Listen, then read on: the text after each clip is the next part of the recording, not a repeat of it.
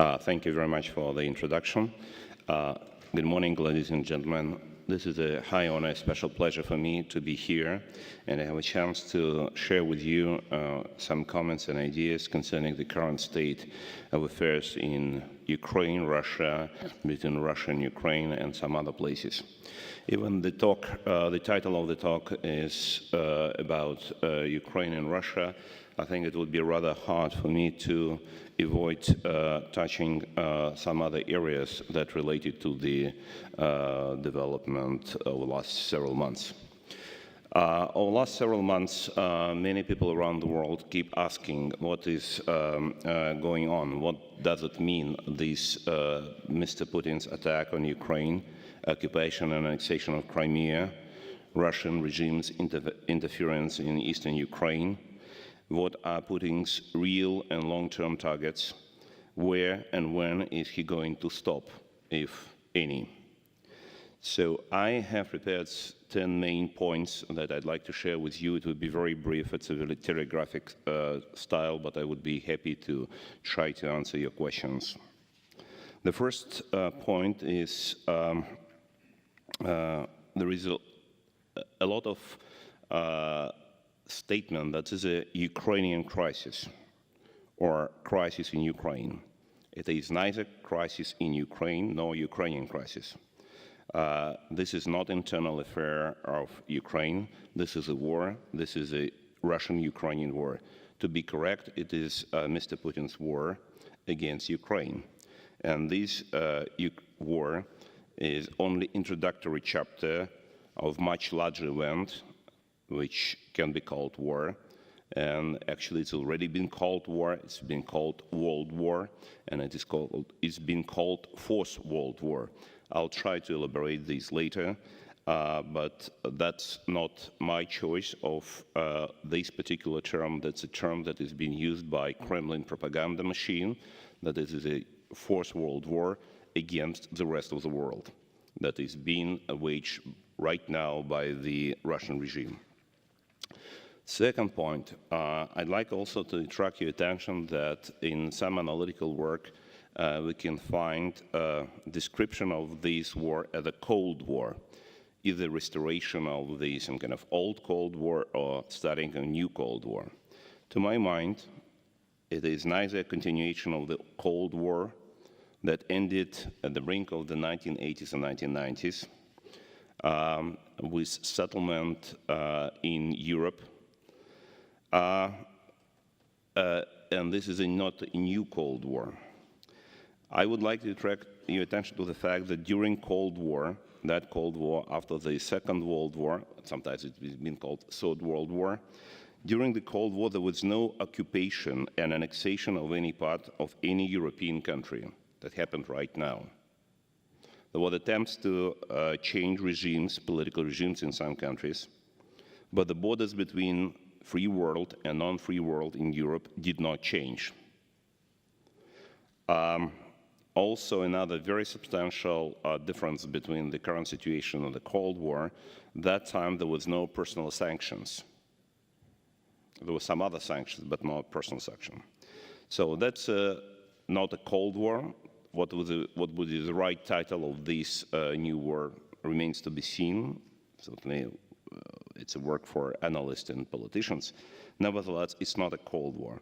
Once again, I remind you that Kremlin propaganda machine already called it as a Fourth World War. Third, for many people, this war happened to be a kind of wake-up call. Some people say that for the first time, some kind of Russian troops to move to another country, or a few months ago, everything was okay, and we had a wonderful relations with Russia and so on and so on, and all of a sudden everything has changed. Let me remind you that not only a few months ago, but a few years ago, namely 6 years ago, there was a Russian-Georgian war. There was a Russian aggression against independent Georgia that led to intervention into Georgia of Russian troops and occupation of 2 Georgian provinces that now it's about 20% of the Georgian territory. Some technologies of that war, Russian-Georgian war, have been repeated now in Ukraine. Some have been updated and developed. Unfortunately, lessons of the Russian-Georgian War have not been learned, have not been very well studied, have not been learned, and the conclusions have not been made. It was a very wide kind of shared desire to blame for what happened 6 years ago on President of Georgia, Mikhail Saakashvili, for the so-called mistakes, and just desire to forget what happened. But today, or 3 months ago, in Ukraine, there was no Ukrainian Mikhail Saakashvili. There was a Viktor Yanukovych over there, one of the most pro-Russian and pro-Putin's president in the whole post-Soviet space. And the Russian troops started military operation for occupation and annexation of Crimea on February 20th, as the Russian Minister of Defense has announced recently, which was 2 days before Mr. Yanukovych has signed agreement with 3 opposition leaders and with 3 foreign ministers from Europe, and 4 days before Mr. Yanukovych ran from the territory of Ukraine on the board of the Russian Navy ship. So that aggression happened not as a result of Maidan revolution, not as a result of overthrow of Mr. Yanukovych. It was started when Yanukovych was a full-fledged legitimate president of Ukraine. So that is why it doesn't matter whether Mikhail Saakashvili in Georgia or Viktor Yanukovych in Ukraine or whoever in any other place in any country that is being considered as a part of the spheres of imperial interests, it can be that country can be target of the aggression. Fourth, moreover, 20 plus years ago, there was not only Russian-Georgian, there were wars in Abkhazia, South Ossetia, and Transnistria. And if someone can be thankful for the Crimean operation and for operations in eastern Ukraine that is performed by Russian Spetsnaz and commanders and so-called volunteers and Chechens and Dagestani and Ossetians and so on, it would be for open, public, worldwide demonstrations of the methods undertaken in all those cases, meaning Abkhazia, South Ossetia, Transnistria, Russian-Georgian War, Russian-Ukrainian War. So the previous case of these similar operations with little green men was the occupation and annexation not even of these post-Soviet countries, but of 3 Baltic states in 1940. And I would like to attract your attention to the little booklet that has been distributed for the delegates of this assembly, Lessons of History, the Silent Occupation of 1940, that actually showed that some methods, basic methods that have been undertaken right now in Ukraine, 6 years ago in Georgia, 20 plus years in Transnistria, Abkhazia, and South Ossetia, for the first time have been tried in Baltic countries in the 1940s. And thank you, our Lithuanian host, for preparing this booklet, which very important to understand this historical connection between those events. And frankly speaking, it's even can be these traces can be these methods can be traced even earlier to the so-called October Revolution in Russia. The methods of military coup with establishing of the terrorist regime, with the killing, torturing, murdering political opponents, with falsifying elections and referendums, and establishing a new either authoritarian or totalitarian regimes, either in Russia or in Cuba or in North Korea or in some other places. My fifth point concerning Ukraine. Certainly it's a huge topic to discuss right now, but I'd like to mention probably the most important process that is underway in Ukraine over the last 20 plus years since receiving its independence after the collapse of the Soviet Union.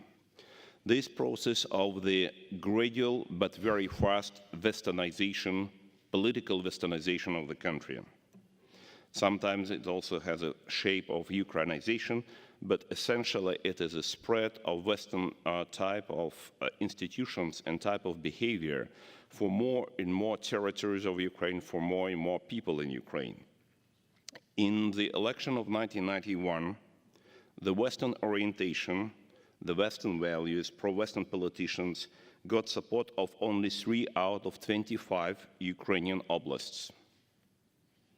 the frontier between the Western orientation and so-called, I would not say pro-Russian, I would say pro-Soviet orientation, along those 20 years was moving fast from northwest of Ukraine to southeast. For some period of time, there was an impression, incorrect one, that the process stalled with roughly half of the country regularly voting for the so-called Orange Coalition, pro-Western forces, and another half for the so-called Blue and White Coalition, or so-called pro-Soviet forces in Ukraine. In reality, the process continued and intensified very much, especially under Presidents Yushchenko and Yanukovych. By summer year 2013, pro-Western, pro-European forces in Ukraine were winning with a very solid gap over pro-Soviet, pro-so-called Eurasian forces. Having understood that Ukraine is leaving the pro-Soviet, pro-Eastern, pro-Eurasian sphere of imperial influence, Mr. Putin has launched this last anti-Ukrainian war. My next point is about this Russian-Ukrainian war, which especially I'd like to talk a little bit about the ideological basis for this war. This war is not an accident. It is not something that happened all of a sudden and Mr. Putin was forced, some kind of a dragged into Ukraine, as some people claim, or some kind of was forced to take Crimea. It's a quotation. This war was carefully planned and prepared for many years. And there are several milestones on this way I would like to mention. First of all, for the corporation of KGB/FSB officers that was ascending to power in Russia in the 1990s and got this power, I would say absolute power, in the year 2000s, Ukraine was never considered to be an independent state. On March 25th, 1999, Vyacheslav Chernovil, dissident and human rights defender in Soviet times, the leader of the People's Ruch movement and a candidate in the 1999 presidential election in Ukraine, has been assassinated in the carefully organized car accident on the road Boryspil-Zolotonosha. The investigation by SBU, Security Service of Ukraine, establishes that several groups of FSB officers have been sent to Ukraine prior to this accident to fulfill their job. The beginning of massive preparation to the whole-fledged aggression against Ukraine can be detected as early as in summer year 2003, when Mr. Putin has admitted completely, it's quotation, completely unacceptable fact that the cradle of the Russian state, the mother of Russian cities, Kiev, also site of the ancient Abbey Kiev-Pechorskaya Lavra, lies beyond boundaries of the modern Russian Federation. Later, the legend, falsified, of baptism of the great prince Vladimir Sviatoslavovich in the Greek city of Chersones, now this is a city limits of Sevastopol, has been brought to the attention of Mr. Putin. Therefore, according to this approach, the only two truly holy places of the Eastern Orthodox Church that most of the Russian population belongs to, namely Kiev and Chersones or Korsun in Russian, or Sevastopol, happen to be on the territory of Ukraine, not in Russia. That was considered unacceptable, and it was a plan that was elaborated to bring those places, at least those two places, under the Russian control. You know that on September 5th, year 2004, another presidential candidate in the Ukrainian election, Viktor Yushchenko, has been poisoned by dioxin and barely survived. The radical addition to methods of propaganda war, massive corruption of the Ukrainian officialdom and Russian subversive actions in Ukraine in the form of the possible military solution of the Ukrainian question was made in the late autumn of year 2004 after refusal of the then Ukrainian President Leonid Kuchma at the airport Vnukovo II meeting on December 2nd, year 2004 with Vladimir Putin to use force, including Russian troops, against demonstrators during the Orange Revolution, and after the final victory of Viktor Yushchenko in the third round of the presidential election of December 26, year 2004. One of the versions of the military campaign against Ukraine with the possible use of the nuclear strike against Ukrainian troops near Kyiv has been openly published on April 21st, 2008 in the newspaper Независимая газета under the title The Mechanical Orange in April 2008. Seimas, on April 4th, 2008, during the NATO summit in Bucharest, Vladimir Putin told to George Bush Jr. that Ukraine is not a real state, while probably half of the territory of Ukraine is historically Russian one and should actually belong to Russia and should be brought to Russia. In over the last 5 years, the concept of the so-called Russian world has been developed. According to this concept, there is no such ethnic group like Ukrainians and Belarusians, and Ukrainians, Belarusians, and Russians are the same, some kind of groups of one Russian people, and they should be brought under the same government roof. There are many facts that over the last 5 or so years can be demonstrating this. But the official announcement of this ideological concept has happened on July 27, 2013, in Kyiv, during the official ceremony of the 1025th anniversary of the baptism of Rus. Quotation of Mr. Putin: "The civilization choice has been made not only for Ukraine, but for the whole Holy Russia. It makes us a united nation." In that speech, Putin, for the first time, has switched from using with the name Ukraine, preposition in, that in the Russian language is used with the state, not territory, that Mr. Putin used before that regularly, to preposition on, that in the Russian language is used with territory, not state. So instead of saying in Ukraine, he started to take on Ukraine with a very clear non-recognition of independent and sovereign state of this country. 2 days later, on July 29th, 2013, with the attack of the Russia's chief sanitary Dr. Omnishenko on Roschen chocolate candy, the Russian government began sanitary, trade, economy war against Ukraine. Later, in November 2013, it has been expanded into a diplomatic campaign that forced Mr. Yanukovych to reject signing the Ukraine-EU association agreement. Military campaign, as I mentioned already, has been studied by Russian Ministry of Defense on February 20th. That is being commemorated in the medal that has been coined by the ministry for return of Crimea from February 20th to March 18th. It is also important to mention here that the ships, the military transportation ships with troops left their ports 7 or 10 days before the launch of this military operation. But this new ideological concept has been developed further during Mr. Putin's press conference on April 17th, 2014. Then, for the first time in the history of Russia, and this is an absolutely historic event, historic term, Mr. Putin spoke about, quotation, "the powerful genetic code of the Russian nation that makes us, Russians, different from and superior over other nations, and especially compared to the so-called Western genetic code.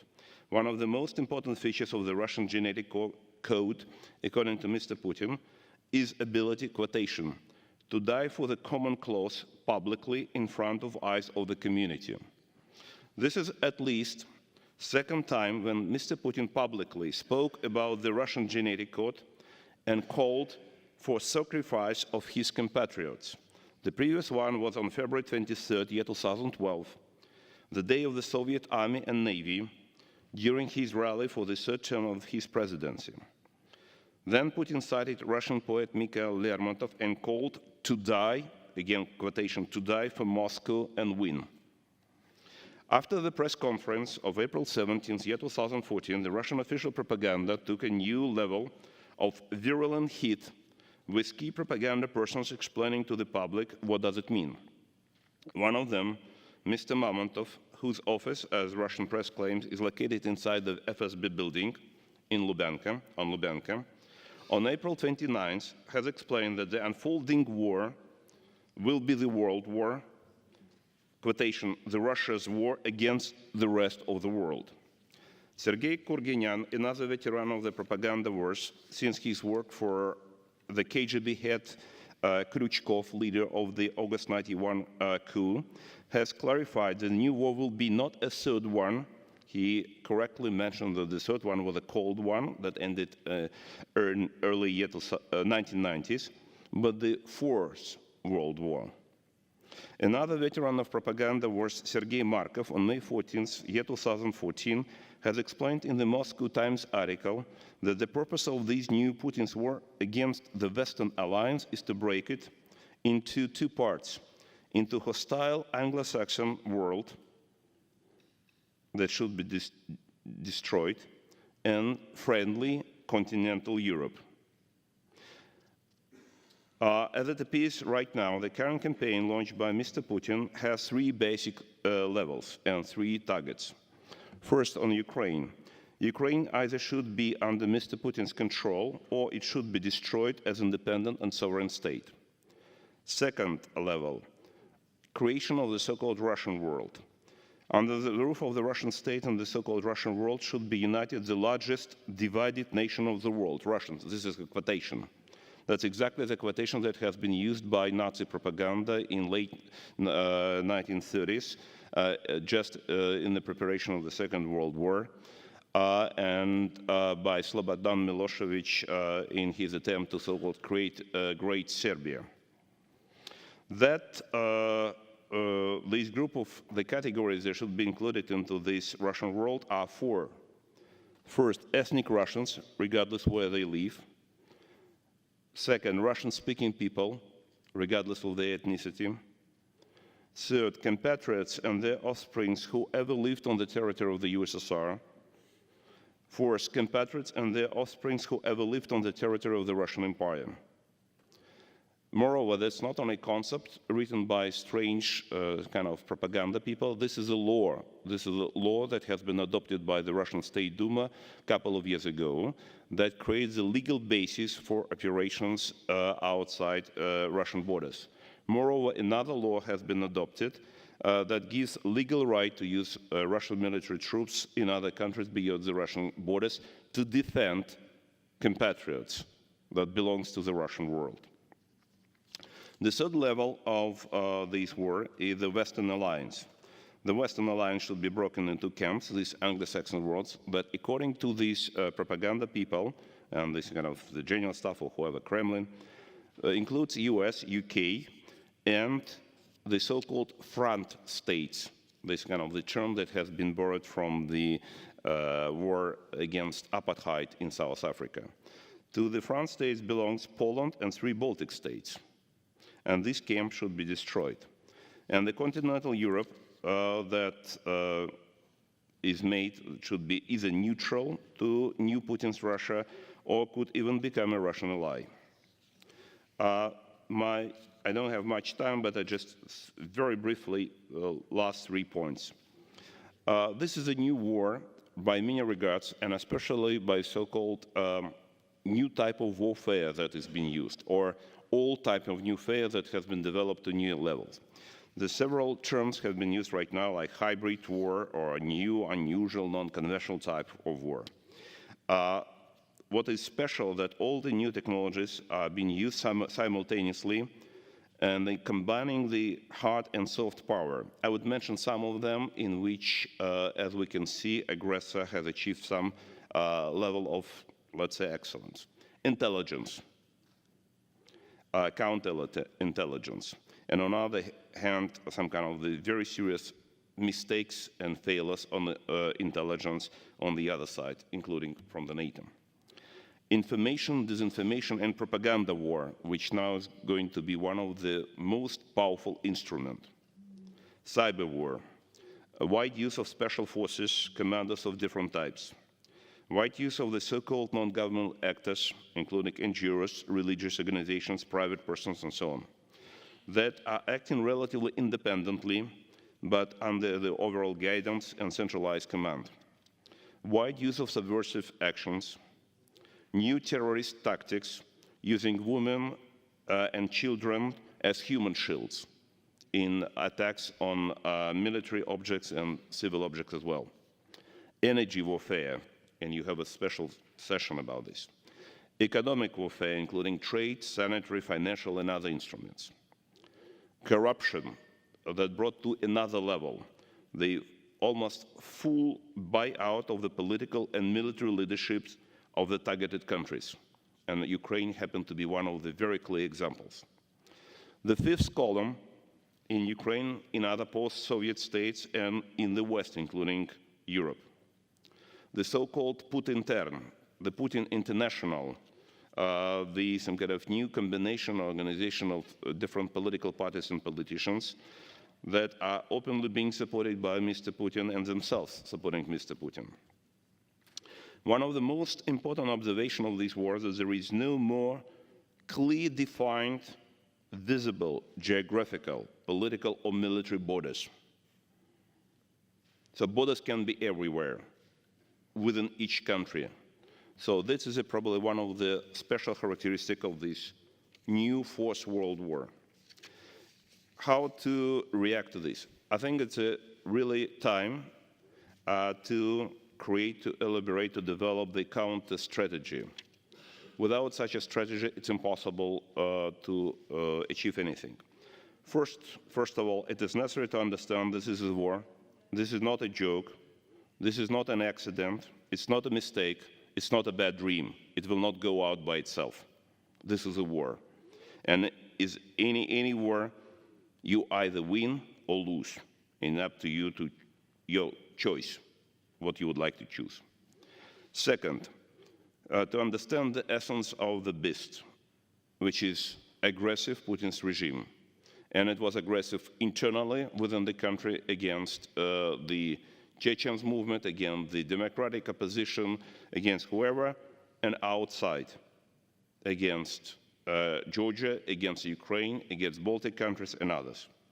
Unfortunately, this regime became much more powerful recently with these victories in Ukraine because it received substantial and very substantial support of the substantial portion of the Russian population. So right now we're dealing not only with the regime, but with not full, but with substantial portion of the Russian society that became revisionists and revanchists. And we need to understand it. Third, to understand necessity of preparation of the medium to long-term strategy, like 14 points of Woodrow Wilson in the First World War, or Atlantic Charter in the Second World War, or Mr. Churchill Fulton speech, or whatever, just to understand the problem, to understand long-term targets, and main instruments to achieve those targets. Fourth, to understand mistakes that have been already made. I will not mention them, but if there will be questions, I will talk about this. Fifth, to come to understanding and agreement on the medium and long-term targets of the strategy, this counter-strategy. And sixth, to start to implement this strategy, constantly correcting the course.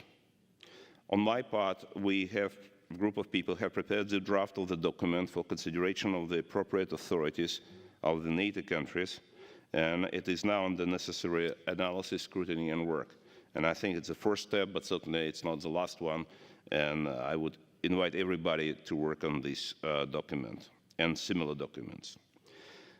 It's impossible to discuss all these documents right now, but I would like to mention at least the crucial elements of the counter-strategy.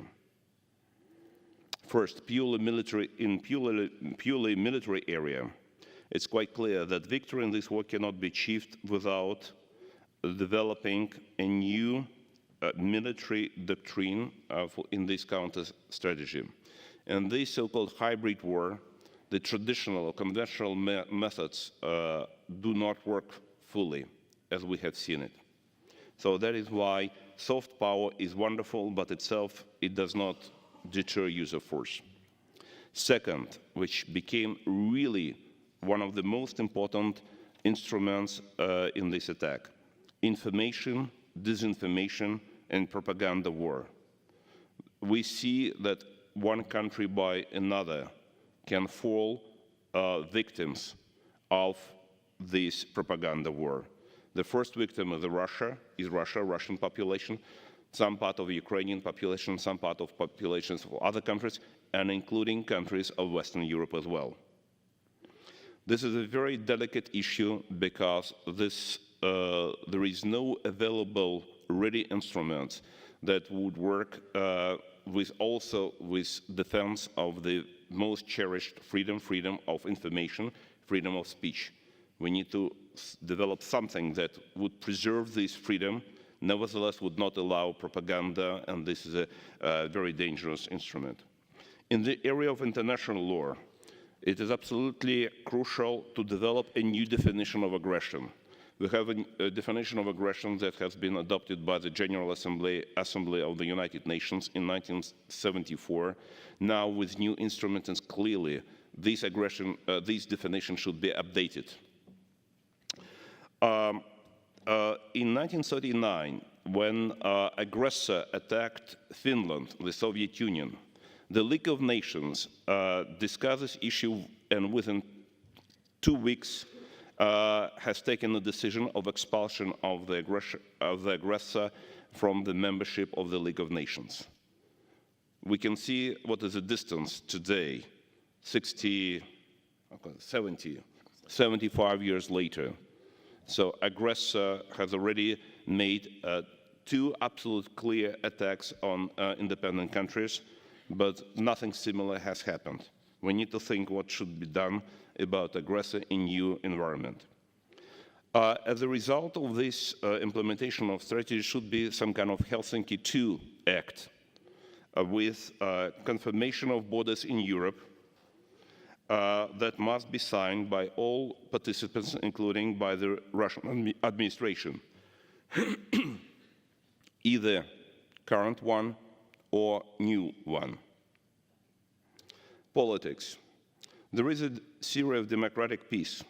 Democracies do not fight each other, and probably we do not have example that democracy did fight each other. So that is why to solve the problem strategically is the only way to make Russia a democratic state, regardless how long it would take. This is a real solution to this crisis and to this war. It is something similar to the problem of Germany in the Second World War. This is a very special part of strategy, but nobody should be assured that new war will not be started even more prepared, better prepared, with more casualties and more bloodshed, unless Russia will become sooner or later a democratic state. Only then we can say that we achieved more or less stable world, reasonably lasting peace, Europe free, whole, democratic, and with peace among all countries and neighbors. Thank you.